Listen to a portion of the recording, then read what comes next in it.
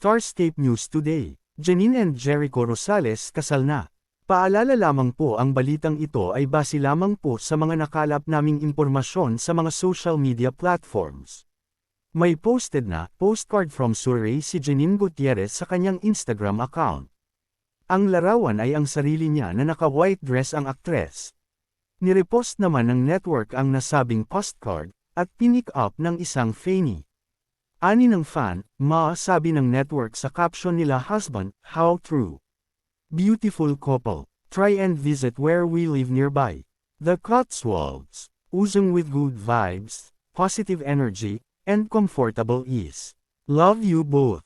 Enjoy. Wish you had the chance to visit the Energy Hampton Court Palace. Together you two are pure sunshine in human form." Sa tema ng mga komento, hindi totoong may kasalang naganap sa celebrity couple. Malamang isa itong teaser o isang biro sa magkarelasyon.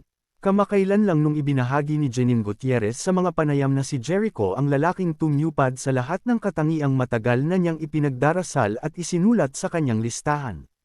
Opisyal at legal nang naanal ang kasal ni Jericho Rosales sa dati nitong asawa na si Kim Jones noong 2024, kaya maaari na siyang magpakasal muli sa hinaharap kung gugustuhin ng magkasintahan.